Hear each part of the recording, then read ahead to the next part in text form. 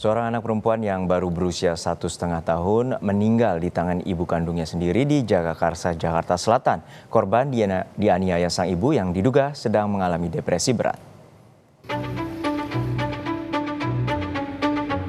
Di kawasan Srengseng Sawah, Jagakarsa, Jakarta Selatan inilah anak berusia 1,5 tahun meninggal dunia dibanting ibu kandungnya hari Minggu kemarin. Korban yang kritis dilarikan warga ke rumah sakit di Depok, Jawa Barat untuk mendapatkan penanganan medis. Namun, nyawa putri sematawayang pasangan YN dan MS ini tak tertolong. Kejadian ini mengejutkan tetangga.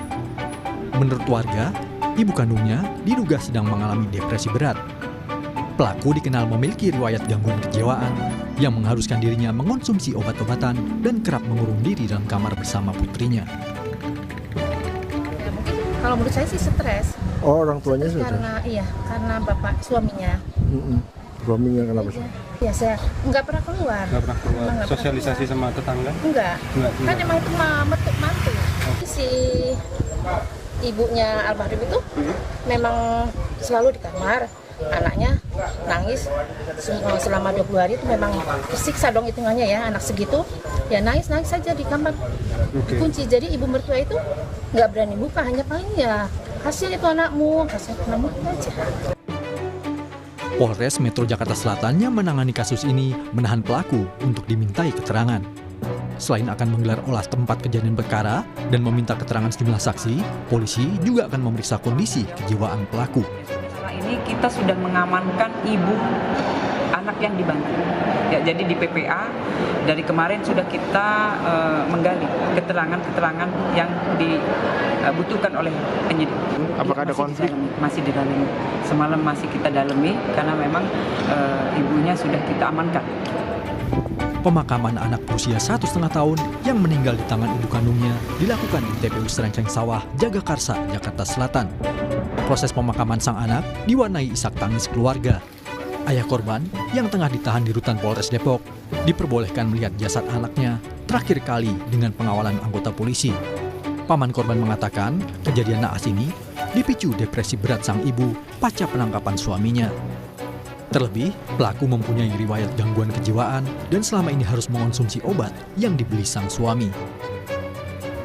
Kalau ibu ini sebelumnya sudah ada riwayat gangguan.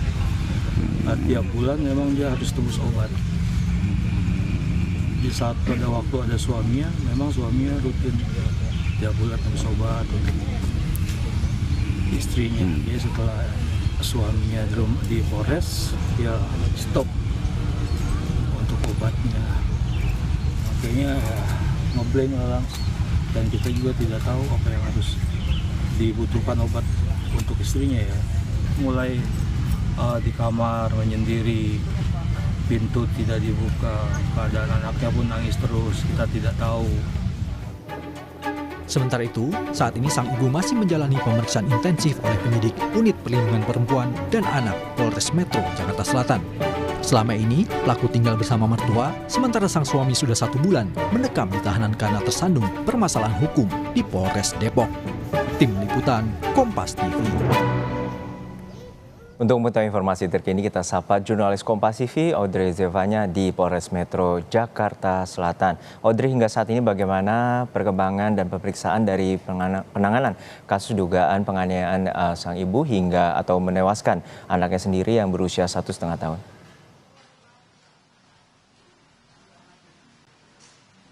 Ya, Juno dan juga saudara, memang saat ini Polres Metro Jakarta Selatan ini masih melakukan pemeriksaan terhadap ibu kandung dari korban atau yang kita ketahui berinisial TY. Kita ketahui memang TY ini diduga memiliki gangguan psikologis sehingga Polres Metro Jakarta Selatan ini membawa TY ke Rumah Sakit Polri Kramat Jati untuk dilakukan pemeriksaan lebih lanjut. Apakah memang TY ini memang memiliki gangguan psikologis.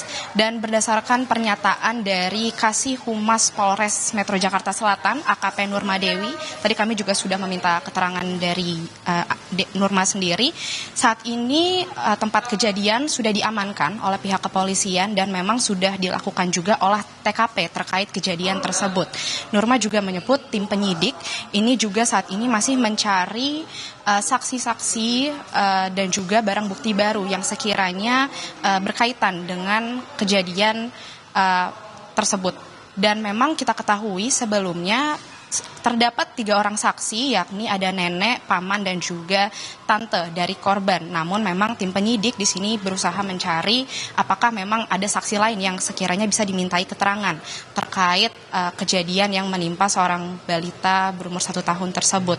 Dan juga berdasarkan pernyataan dari Nurma, ia juga sempat mengungkap bahwa ibu dari korban atau TY ini sudah sempat dimintai keterangan oleh tim penyidik terkait apa yang menjadi motif dia melakukan hal tersebut terhadap anak kandungnya. Tapi memang terdapat kendala, TY ini sulit diajak untuk berkomunikasi, ia bahkan diam saja ketika dimintai keterangan oleh tim penyidik. Sehingga hal inilah yang masih menjadi PR bagi pihak kepolisian untuk mengungkap apa yang sebenarnya menjadi motif TY sendiri melakukan hal tersebut terhadap anak kandungnya. Juno. Ya, untuk saat ini polisi masih memeriksa dari tes psikologis ibu korban atau ibu dari anaknya sendiri. Dan hingga saat ini bagaimana kronologi dan juga proses pada saat terjadi penganiayaan dari keluarga ataupun tetangga terdekat pada saat terjadinya kejadian itu?